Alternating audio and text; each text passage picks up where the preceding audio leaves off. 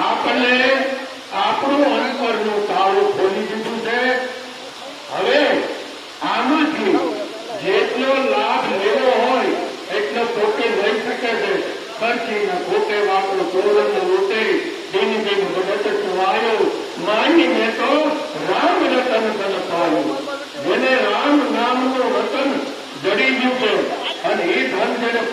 કહ્યું છે એને ખર્ચીના ખોટે વાતો ચોરમાં લૂટે જેમ જેમ ભરત જવાયો.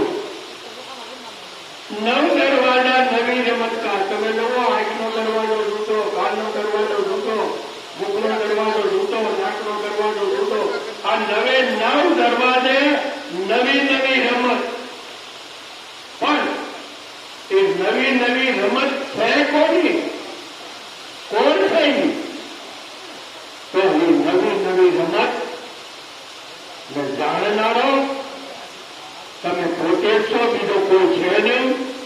અને એટલે સંતોએ કીધું કે જાણનારાને તમે જાણો તો તમારે પૂજવો ન પડે. જાણો અપારો કામ પૂજવો પડે.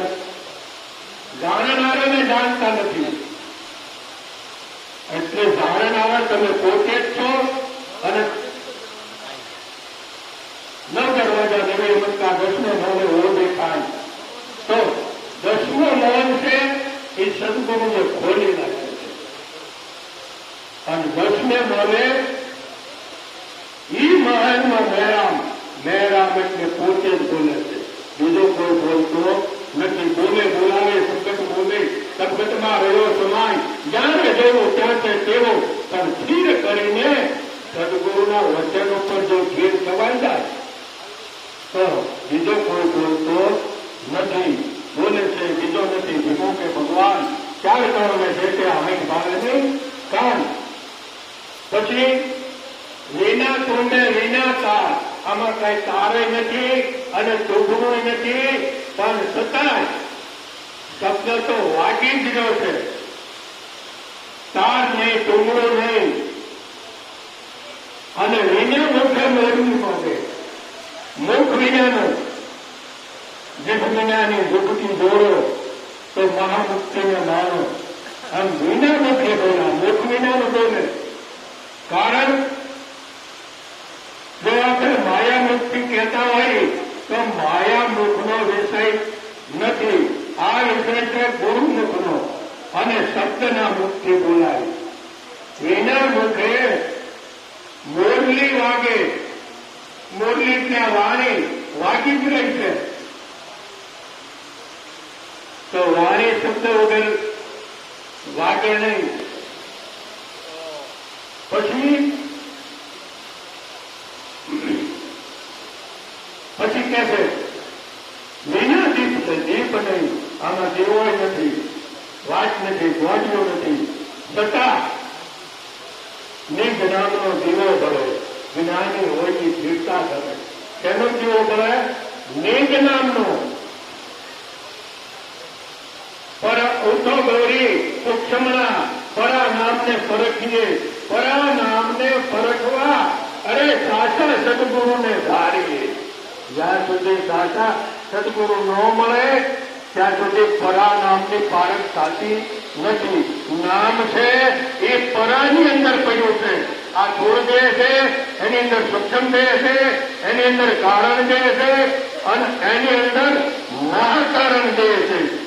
તો થોડું સૂક્ષ્મ ને કારણ જાગ્રત સપને સુષુપ્તિને તુરિયા જે ચોથી અવસ્થા છે એ અવસ્થામાં તોરયો તે તોરિયા પિતા સબજુગ જીતા પૂરણ મત વાલા નિરાંત નામ અભે છત સ્વામી બોધક હૈ કોઈ બોધન હારા.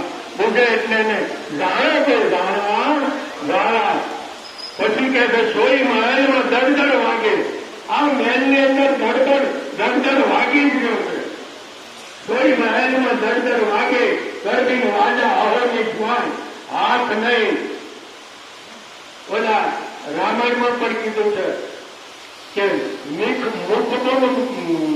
મુખથી ન બોલે, પગ વિના હાલે.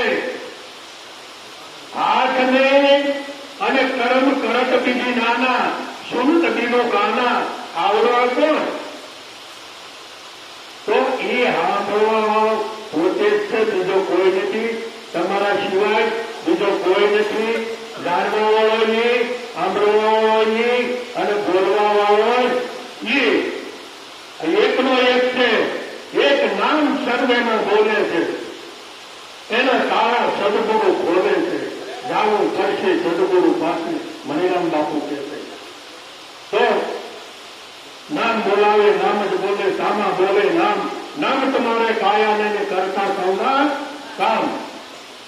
તો આખું નામ નગર નવખંડમાં નિરાંત નિર્ગુણ દેશ અમર ફળ ત્યાં નીપજે વર્ષે મેઘ હંમેશ. નામ છે ને, નામનું આખું નગર છે, પણ નામ કોઈ નગરમાં નથી. જો નામ ક્યાંક આવી જાય નગરમાં અને ક્યાંક પુરાઈ જાય તો નામ અખંડ ન કહેવાય. નામ નગર નવખંડમાં નામનો કોઈ ખંડ છે નહીં. નામ કોઈ ખંડિત નથી. નામ અખંડ છે. નામ નગર નવખંડમાં નિરાંત નિર્ગુણ દેશ. અને દેશ કેવો છે? નિર્ગુણ. અને ત્યાં અમર ફળ નીપજે અને વર્ષે મેઘ હંમેશ. એમ તમે પણ નિર્ગુણ છો. ભલે સાકારમાં દેખાય ખરું, પણ મૂળમાં તમે નિર્ગુણ છો. સગમ રૂપ સંત હમારા નિર્ગુણ નામ ધરાઈ કહે રવિ રામ ગુરુ ભાણ પર કાપે ટપકટ ઝલકે સાઈ. પરમાત્મા સિવાય આ જગતમાં બીજું કાંઈ નથી. પણ ઘણી વખત એવું થાય છે કે આ વાત થોડીક આપણને અઘરી પડી જતી હોય એટલે આપણે માયકાંગલા જરા કરતા હોઈએ છીએ. પણ જો કાયમનો અભ્યાસ રાખશે તો એને અઘરી પડશે નહીં. એટલે હર હંમેશને માટે સત્સંગમાં કેમ જવું પડે છે? એટલા માટે આ બધું સત્સંગમાં શીખવા મળે, ઘરે બેઠા મળતું નથી. તો જાપ અજંપા, જાપ મરે अजंपा, हद मरे दो हद मरे अनहद भी मर जाए जब सदगुरु सुरता लगी शब्द में तो उनको भी धोखा नहीं. જેની સુરતા શબ્દમાં લાગી ગઈ એને દેહનો અભ્યાસ ન હોય, હદ કહેતા દેહ થાય, હૃદય નહીં, બે હૃદય નહીં, અનહદ પણ નહીં, ત્યાં અનહદ પણ રહેતી નથી. હદ નહીં, દો હદ નહીં, અનહદ भी मर जाए जब सुरता लगी शब्द में उनको भी धोखा नहीं. જેની સુરતા શબ્દમાં લાગી ગઈ એ ધોખો કોઈ થાય ને. અહીંયા જાપ ગપ્પા પડતા નથી, ઓટોમેટિક દબાઈ જાય છે. પણ ક્યારે જાપ અજંપા જોગર નહીં, ચંદ્ર સૂરજ ત્યાં પોષક નહીં. આ જમણી સૂર્ય છે, ડાબી ચંદ્ર છે, આ દ્રષ્ટિ પણ ત્યાં પહોંચતી નથી. જાપ અજંપા જોગર નહીં, ચંદ્ર સૂરજ ત્યાં પહોંચત નહીં. પણ કે સૂક્ષ્મ ટેકથી કોઈ ગરબાવે સદગુરુના વચનની ટેક જેને ચડી ગઈ. અને એ ટેક ઉપર જે અહોનિશ 24 કલાક 8 પ્રહર 64 ઘડી લાગના રહેવાનું લાગા હૃદય પલકની શરત નહીં તબ જાણો આચા વૈરાગા. ખરો વૈરાગ કબીર કે કોણ કહેવાય? 8 પોર, 4 પોર દિવસના, 4 પોર રાતના, 8 પોર 64 ઘડી. એક પોરની આઠ કરી તો 8 અત્યારે 24 થાય. એટલે કીધું 8 પોર 64 ઘડી લાગ્યા રહે અનુરાગા. બિલકુલ રાગ ન હોય દેહનો, બિલકુલ કિંચિત માત્ર રાગ ન હોય. અને જો હૃદય દિશામાં પોતાની સ્થિતિ જો હોય તો 8 પોર 64 ઘડી લાગ્યા રહે અનુરાગા. હૃદય પલકની શરત નહીં તબ જાણો ભાષા વૈરાગા. આ ખરો વૈરાગી છે. આ કઈ વાતોનો માર્ગ નથી. આના માટે સ્થિરતા લાવવી પડે છે. સ્થિરતા વગર આ વસ્તુ બનતી નથી. પોતાના ઘરની રેણી ઉપર જવું જ પડશે. બાકી વચમાં જો સત્સત્યા કરવા જાવ તો ડૂબવાનો ભય રહે. કરવા શીખવું તો પૂરેપૂરું શીખવું, અને નહીં કે શીખવું જ નહીં. પછી છેલ્લે કે છે અખર અજીતા હરજ સુણજો, હરજ સુણજો એક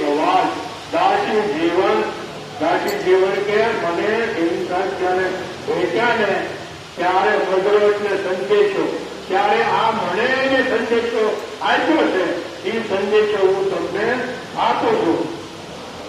અખર અધિકા હરદ સોજો એક લાખ દાસી જીવન સંત ભીમને શરણે મજરો માનો માનો ગરીબ નવા. માનવું હોય તો માનો, ન માનો તો કાંઈ નહીં. મારા ગુરુ મહારાજે જે સંદેશો મને આપ્યો છે દાસી જીવન કે એ સંદેશો હું તમને કહું છું. તમારે સમજાયું હોય તો તમે એકડો પાકો કરી લીધો. આટલું કહી અને મારી વાણી અહીંયા વિરામ આપું છું. આપણે ભગવાન